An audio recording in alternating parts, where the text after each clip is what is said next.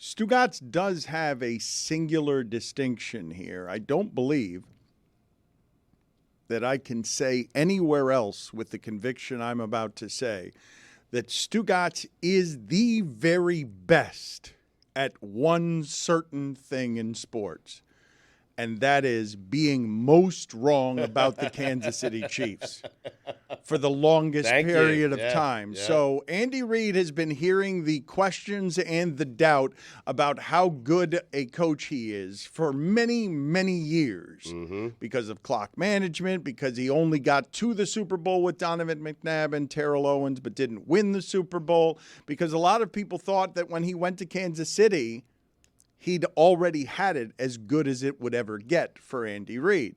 And so immediately upon making his biggest decision to go from Alex Smith to Patrick Mahomes, Stugotz was there questioning Andy Reid. Go ahead, Andy Reid. I dare you to go 14-2 and allow Alex Smith to leave Arrowhead Stadium to leave Kansas City. Go ahead, I dare you. Because of Patrick Mahomes. Because you think you could turn Patrick Mahomes into something that Alex Smith is not. Alex Smith is a very good quarterback.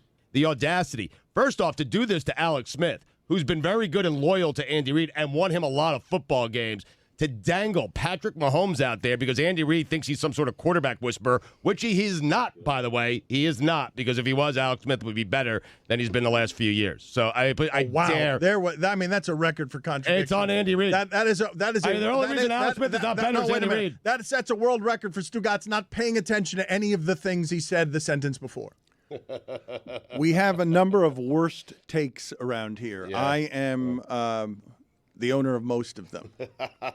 I thought the 0-16 Lions would go to the playoffs. I had Tom Brady's career ending about 8 years earlier than it did.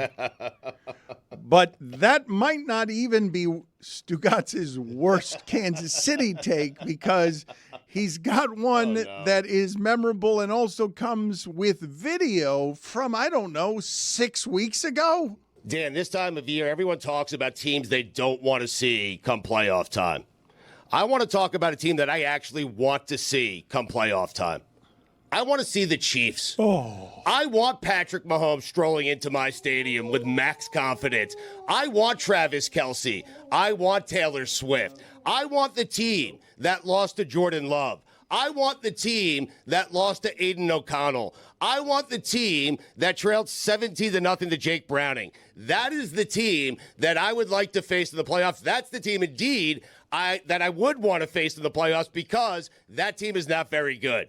I have been saying for years there is something off in Kansas City. Last year, that take didn't go so well for me. They won the Super Bowl. This year, it's going very, very well. They are 10-6. They're down. The offense is not what it used to be. The defense doesn't travel well. They're good at home, not great on the road. If I'm a playoff team, I don't want Flacco. I don't want Mike Tomlin. I don't want any of those teams. The teams that I want strolling into my stadium, when does it stop? Kansas City Chiefs. Shocking. You're wrong. Felt good at the time, I got to be honest. It was a great take at the time. 6 weeks ago, they had just lost to the Packers, to the Bills. They beat the Patriots by 10, lost to the Raiders. Thank you, Tony. It's not a good take. Period. Armed with hindsight. But we knew when you gave the take who the Chiefs quarterback was and that they had a good defense. Yeah. And it didn't end up mattering that all the receivers stink. At all. You had the Chiefs going into Baltimore and doing that? I did. I picked the Chiefs in that game. Damn you. Jessica, I'm not sure what's the worst part of that take. Him saying just at the end, it kept getting worse and worse, but that he fears Tomlin more. That he fears Flacco more. Yeah, it was tough. At the time, it felt safe. Yeah, it did. It did feel like it really wasn't did. crazy. It felt safe. Yeah. Again, So good take. If he had mentioned Flacco and Tomlin 10 years ago, maybe 10 years ago. Comeback play of the year. But in the last 6 weeks, I'm not going to sit here and have you argue that that's not a bad take. It's a bad take now. It's a bad take 6 weeks ago. It's a bad take because the Kansas City Chiefs just won the Super Bowl. But that's Super Bowl Monday morning quarterback. Exactly. That's what makes it a bad take. Right. Yep. They won the Super Bowl by going on the road and beating the MVP at quarterback, by going into Buffalo and beating the only other quarterback who got an MVP vote, and by taking out an offense that made us all go to the Super Bowl prematurely, make plans to go to the Super Bowl because we thought the Dolphins' offense might be partaking in that game. No, we did not think that. We had a production meeting for the Super Bowl like 3 months ago, and everyone was like, what's our contingency plan if the Dolphins are in it? And I said I would go streaking down Biscayne if the Dolphins were in the Super Bowl. And guess what? That was the safest take I've ever had. Yeah. I like that we throughout the entire playoffs, mine is probably the Dolphins game, we could say, did Kansas City win or did the other team lose? And including the Super Bowl, we're still playing, did Kansas City win or did the 49ers blow it yet again with a lead? I want to talk about what the assessment now gets to be of Brock Purdy. But let's just, since we heard the most wrong of the takes, let's hear from Mina Kimes here many weeks ago telling us that she would not go down the path that Stugotz went down, where he was just questioning at every turn what it is the Chiefs were. I'll try not to be distracted by the video here that's for some reason we kept going very close up on the faces. Just listen to the content. This was weeks ago from Mina Kimes. I think the Kansas City Chiefs will still play in the AFC Championship. I know that. How? Oh, it's good, right? I look so bad in this video. I can't believe I'm letting you guys do this. Explain with 20 seconds left. I think outside of the Baltimore Ravens, when you look around the division, I think, or the conference rather, I think all of the AFC teams are pretty flawed. Talked about Miami's defense. We'll see what happens with Buffalo. The Jags are a mess, but they'll probably win. The Browns are scary, but I think that they'll get knocked out by the Ravens, depending on how that thing shakes out. So when you look around and you're like, okay, well, one team has Patrick Mahomes. I know that the quarterback or the offense has been a mess, but the defense still looks pretty damn good. We can celebrate the Kansas City defense, Stugotz, because I don't believe that they allowed much of anything in the second half in the playoffs, like anything. They gave up 10 points to Lamar at home. But in the second half of all of these games, winning time, that defense gave up nothing. But what Patrick Mahomes got this year that was the staple of what made Brady, Stugotz, beyond just winning, like obviously winning by itself, right, is something that is enduring and echoing. But winning when we don't understand how you're winning. Winning when we question everything that's in your huddle and you're still winning the game. The stratosphere that Mahomes has now entered, Stugotz, and maybe he was here before this game. You tell me, right? Because Brock Purdy will still have to do it at the end of memorable games for us to believe that Brock Purdy is as good as some people think he is. Sure. But I think what Mahomes now solidified, maybe he did it in 13 seconds against Buffalo, but now he's in the place. Don't leave him time and the football at the end of the game. You're going to lose. Any amount of time. Okay, but that's not something we're doing with very many of them, Stugotz. No. Ever. Never mind in today's game. When you have America watching the television and America's saying, I don't trust any of the guys in that huddle with him. The wide receivers don't even need to have hands. I don't trust anybody but Kelsey with him. And all of America is watching its television as Purdy fails on 3rd and short from the goal line, and everyone's going, you just left him the game. You can't leave that guy the game when he's got 4 downs to get the first down. And he's the leading rusher, right. and he's going to do it all by himself. I know he had some of this, but he's golden now. Like, I know he had plenty of people fearing you don't leave him time at the end of the game, but he's golden forever now. You don't give him the football at the end. He has checked off just about everything you need to check off on the checklist. He's done it on the road. He's done it in the Super Bowl. He's won MVPs. He's trailed by 7 or more points. He's done everything except beat Tom Brady. It felt like what Dan used to say with the big three. There's nothing better in sports than seeing them down late. Right. I want him down with the ball. It's great. Needing to score. He's the best. Great, yeah. By the way, team scored in the second half in 3 of the 4 playoff games against the Chiefs defense. How many points? Not a lot, but they scored in the second half. What is the total number of points allowed by the Chiefs in all of the playoff games in the second half and overtime, counting what was yesterday's what? They gave up 12 yesterday, 3 to the Ravens, and I'll have to look at the other games. Okay, but is it even 20 points that they've given up? I know Buffalo scored at least a touchdown in that second half. The defense is great. They're overwhelming, and they are great. Bruce Feldman sent out a tweet. They obviously played the Dolphins. They played the Bills. They played the Ravens and the 49ers. Kansas City only allowed 4 plays of 25 yards or more the entire postseason. Jeez. Well, that game yesterday, I know that because it went into overtime and because of the second half, we will remember it forever as a great game. But there was one giant chunk yardage play in that game, and only one. It was Hardman. And everything else, like you got 20 yards. Here's what was interesting about that game, Stugotz, in terms of offensively. I think both teams averaged near 7 yards per play. But it was only 7 yards on every goddamn play. Because it wasn't, they had like 4 or 5 20-yard plays in the game and everything else. In fact, the way that Mahomes was doing it is an unusual way for him to do it, although he's had to do it that way since Tyreek Hill left. It was always 6 and 7 yards at a time. It was all dump downs. You weren't going to get a turnover off of him late in that game. It was all 4 and 5 yards to everybody because they'd take away everything that was deep and dare Mahomes to go down the field 7 yards at a time, and he did. You had Hardman with the 52-yard catch. You had Justin Watson. He had a 25-yard catch, and Kelsey had a 22-yard catch. But Mahomes has been doing it differently this year than he has been in years past all year long. Yes. It's been screen passes. Since Tyreek Hill left, and even at the end with Tyreek Hill, they were taking away some of the 70-yard stuff in order to make him play this way. And I thought him being able to use his feet to get first downs when it looked like their offense was completely stalling in the second half made such a big difference too, and was probably the reason that they were able to score. It was the difference between the quarterbacks. It was the difference between the quarterbacks in the game. One of them was also the leading rusher. Also, that turnover on the punt. I mean, that changed the game around, right? They scored a touchdown, the Chiefs did. The offense got some momentum. The first touchdown, yeah.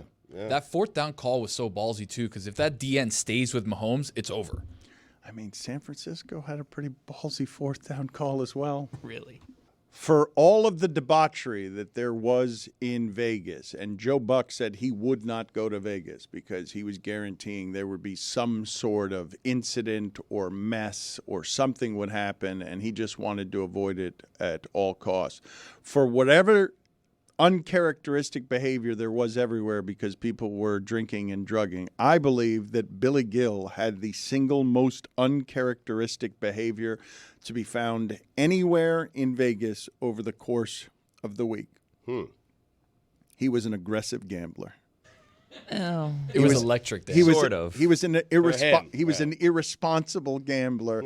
Tony, what was electric about it? What do people need to know about Billy just letting it fly and being someone other than who he was? Because whatever happens in Vegas stays in Vegas, and we will not tell our wife or anyone who loves us what we gambled in a certain situation. So Billy took out $200, and he's like, you know what? What are we just putting all my business here on Front Street? I'm just allowing people to understand the brevity of the situation. I will say this before Tony. The brevity of the situation. Before Tony goes and does whatever it is that he's about to do. Brevity. I will say this. Good use of brevity. Thank you. I had a busy week and I didn't get involved in the gambling. And then Friday came and we finished, our show at like noon, and then we did like meets and greets with the fans and such, and then we had like a mixer for a little bit. And then our flight wasn't until midnight. And I wanted to go because I didn't do much of it was my first time there. I didn't do much of seeing the town. I was basically just at the bottoms of halls and convention centers the entire time. So I'm like, I want to go out. I want to walk along the strip. I want to do this. I want to do that. And then I turned to everybody and they're like, nah. And I'm like, okay, well, I'm not going to do it by myself. So I guess I'm stuck here at the lovely Circa, which is lovely. Thank you for having us. It was a great, great place to be. But also, I wanted to kind of venture out, but no one wanted to go with me. No one wanted to leave that open bar. No one wanted to leave and go with me, yeah. So then I was like, well, I guess, I haven't gambled yet. I had a conversation with my wife. We budgeted what, I was allowed to spend. Had to call home base. Well, I did that before I left. Obviously, you check in like a good boy and make sure that, I'm not breaking any rules. So I did that. And then I was told a number, and then I did less than that number. But I I said, okay, now's the time to do it. I don't want to leave Vegas, the only time I've ever been here, and say I didn't gamble. So I started gambling. And now we can see what kind of made-up story Tony has here, and then I can correct him when he's wrong. So he took out the allotted budget, right, with him and his wife. Couple $100. I took out $200. You already said it. You don't have to kind of clean it up. What was the credit card fee? Brevity. I did a thing where, like, Mike Fuentes is like, oh, I'll take it out, and then we don't have to pay double fees. I'm like, good, you can take it out, and then I don't have to pay the fee. Perfect. This So works Billy out walks well over for to the roulette everyone. table, he puts $100 down. He's like, you know what? I'm going to keep 100 in my back pocket just in case things don't go my Just way. in case. We'll Right. see what it is. He takes out $100, quickly loses $100 on roulette. Well, Within like 30 minutes, it's gone. it didn't go That's well. actually a long time. 30 minutes. I wasn't. Yeah, That's a it run. took. I It mean- took like 20 minutes, but I was not playing the smartest way. I wasn't playing well, and I got terrible luck. Terrible We had luck. like 6 greens. It was like 6 Put it greens on on- the screen at one time. It was insane, and I was there. I'm like, it can't keep missing on red. Red can't keep missing. Until, as he said, at one point on the screen, there were 6 greens. 0 or double 0 kept coming up every time. It was insane. This is why the rooms are so nice at Circa, by the way. Thank you, Billy. Put it on the Really nice poll, bathroom. please, at Le Batard Show. That bench. The Is- lighting. The bench. Is there a smartest way to bet at roulette? I don't believe there is, but at Le Batard Show. Do you walk into these rooms, Dan, and think about all the places people have sex in Yes. the room? Yeah. Same First here. thing I thought, The bench. Yeah. the bench, the couch, Yeah. the bed, the chair, the floor, the ceiling, the wall. Hallway. The ceiling and the wall. You don't know the shit I've seen, Dan. Billy, Yeah. So Dan, hold on. So we finish.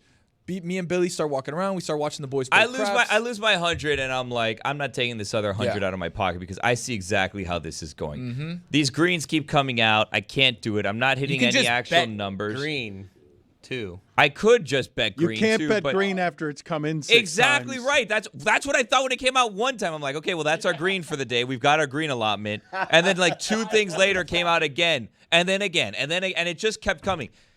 The next table over had a row of 9 reds in a row, and Billy was betting red the entire time. I was so upset. The I next do table them- would have made like $1,000. I did numbers. I was doing reds. I figure I can't keep missing on red. I'll throw out numbers, but I can't keep missing on red. It's impossible. Except I did. So when my 100 was gone, I had the other 100 burning a hole in my pocket, and I said, Daddy needs a breather. I need to go out. I need to get some fresh air. At this point, I had already changed out of my outside clothes into my inside clothes because I didn't plan on going outside again. And it was freezing again out on Fremont really Street. cold. It was really cold. So we walked all the way to the Slotzilla at the end over there. Then walked all the way back. It was windy. There was some sort of concert going on, so we had to walk around this whole thing. It was really cold. By the time we got out there and came back, I regretted going outside even though I needed some fresh air. But we still had like 4 more hours to go before we were going to the airport. And that $100 was just burning a hole in my pocket, Dan. But I'm down 100 already. And I have 100 left in my pocket. And then I look at the screen and I'm like, man, this table, same exact table. Greg Cody was still there. I was Actually, about to jump in while this is all going on. My dad drunk off his ass, killing it. yeah, same Just hit table. number after number. I get up, Right. Greg Cody gets down. Greg Had a Cody weekend. wins a ton of money at that table. My dad just does there it- the whole time. he He was does- there like an hour and a half straight playing. My dad does this annoying thing with roulette. Whenever a number hits that he doesn't have, he goes, "Who picks that number? Who picks 20?" And he was drunk. I had to leave. I was like, "You guys watch him. He's annoying me." Who picks 17? We also had a situation at that table where Lewis and someone else came and they put down $15 or $20 or something on number 19 and then lost, and the very next roll, 19 came out. It was red So 9, they missed it by 1. So then I was there. I was like, what do I do with this $100 that's left? I can't go down $100, go back and tell my wife I lost this, and then still have this in my pocket. Right. So I'm like, let me just try to break even. So then we saw slap fighting was on, and I was like, can we gamble on slap fighting? Because this slap fighter is staying in our hotel. The slap fighters were in our hotel. They were the ripped guys at the live show, And right? women. Okay. Yeah, so they were I there. didn't see the women. I just slap- saw the ones Mike called out. Well, no, so one of them. Thank you for being inclusive, Billy. I was getting coffee with one of the women that was a slap fighter, and she was there, and she was like giving all the rules and how it's like this whole thing, and it goes through the athletic commission now and all this stuff. And I'm like, okay. So I was like hearing the slap fighting explanation that morning from one of the slap fighters, and then I look up, and she's on TV walking out to the slap fighting dojo stage, whatever they call it, right? And I'm like, Tony, I want to go bet on this slap fight. I don't know anything about it, but like, she's in our hotel. She was here this morning getting coffee. I'm gonna go bet on slap fighting. Yeah. Like, why not, right? When in Vegas. And then I walked over to like where the sports book is, and I'm like, I don't know how the hell this works. And then we couldn't find the odds for the slap. We couldn't find the odds for the slap fighting. And I swear to goodness, Dan, she walks up and just goes bang, rakata, right across the head and knocks the lady out before I could even place a bet. And I'm like, damn it, I should have placed a bet on that. And then there was a whole controversy because apparently it was an illegal hit of some kind, and she got disqualified. But it was a one-slap knockout. Yeah. Just wait, boom, right across the head, dude. Barbaric sport. It's crazy. But you didn't bet on this. I didn't bet on it. Tried to. And thank God I didn't, because I was kicking myself in the tuchus, because I thought if I would have placed that bet, I would have probably won the money back because she was the underdog. But then I would have been really upset because there was a DQ, and we didn't even know because it was on mute. And again, we don't know the rules of slap fighting. Let me stop you for Walks just a off second. The stage. Put it on the poll, Juju, at Le Batard Show. Is the color green the reason that all the casinos get built in Las Vegas? Please continue. It feels like a 50-50 shot, but it's not, because there's two others that are green, so it's not 50-50. 46, 48, and then there's that 2%. It is of the 38 numbers, 36 are either red or black. And 00, come on, what is this? 1990s baseball? Who like, what are we picks doing? 00? Exactly right. 35. And by the way, I will say this. When I was at the roulette thing, there's like the one dealer, spinner, whatever it is that the person is called that's doing it. As soon as I got wiped out and I lost all my money, they immediately changed the person rolling the ball. Like that woman was there just to clean me out and take my $100 in chips. Wait, so what did you do with the other $100? It's still burning a hole in my pocket. Thank you for asking. So I couldn't bet on slap fighting because we couldn't figure it out, which thank God I didn't, because, again, there is a DQ, which is like, why do we have rules in slap fighting? Is that really necessary? They hit her in the jugular, which is what knocked her lights out, by the way. Okay, but I mean, if you're slap fighting, we really need rules. Like, anyways. So then, no DQs, slap to the death. I mean, what are you saying here? Slap for your life. I'm just saying. Slap for your life. So anyways, so then Greg is still at the roulette table. I see Hammered. There's people playing craps, and it's like, this is way too complicated for me to learn. I've already lost $100. I'm not going to lose my last 100 on craps on a game that I couldn't understand. They tried to like very quickly explain it to me. I'm like, I'm not learning today. Like, this has been a long week. It's too late. I wanted to go see the fountains at the Venetian or wherever it is that they are, Bellagio. Yeah. I couldn't do it. I wanted to go take a tour of all the hotels that Danny Ocean robbed. No one wanted to come with me to do that. I would have gone with you. You were gone. You were left nowhere. to some party or Yeah. something. You were You just getting hammered disappeared. too. Yeah. You were with the Kelseys. That was another night. That was third. Yes. When I showed up at the airport, I got through security. Well, I got to the airport, realized that as I was like getting out of my Uber, I was like, oh my God, 4 people walked me to this Uber. Like, they must have thought I was really drunk. I'm not. And then I got to TSA and I was like, oh my God, I am so drunk. Are they going to let me on this plane? And then I got to our gate and there were so many drunk people at our gate. I was like, I'm You're good. skipping over the diner. Drunk Jess and drunk Greg Cody talking to each other at the diner. Jeremy was there. Lucy was there. We were just... You guys were at a diner together? I was looking for food. It was Everything like closed. it was was before at you Hudson guys News. walked up. Like, Oh, as we were wish. done, you guys all showed up at Trats. the gate. Well, take a second how about mortgage this, out. though? I mean, you guys tell me, because the flights out of Vegas, no matter when or how you're doing them, just a bad idea. It was a rough crowd. Just at a the bad terminal. idea. But making it worse, you tell me, because I couldn't believe when they put the tray of food in front of me. I'm like, are you kidding me? Beans? We're not in first class, Dan. Yeah, I don't know what We this didn't is get talking any about. food I got on the pretzels. flight. Okay, No food. beans? Got a Scotty or Do you want to be in first No. class when I tell you beans are what they were giving out? Yes, like, how do I you, did. heart Yes, no, how do yes. you imagine? How do you imagine that went after people have spent a week in Vegas? How do you imagine? Because that's how it went. I was in a tube filled with everyone's ass. Flip the table over. in my face. I'm telling you, the best thing about being on that red eye out of Vegas is I didn't have to pee once. I was so dehydrated. Right. I did not pee a 5-hour flight. Neither did my drunk dad. He slept the whole time, didn't pee the entire flight because we were Amazing. all so dehydrated. So That's hey, 'cause I little drank tip, all his water. Little tip out there: if you're stuck with a window seat and you don't want to go to the bathroom on a long flight out of Vegas, just don't drink water for about 24 hours beforehand. I ate the beans. So to close this loop, I go back to the table. It's hot. Greg's won a ton of money. I look at the screen. 8 out of 10 numbers are red. So I say, you know what? This $100 is going on red. I'm breaking even. Roll the ball. Black.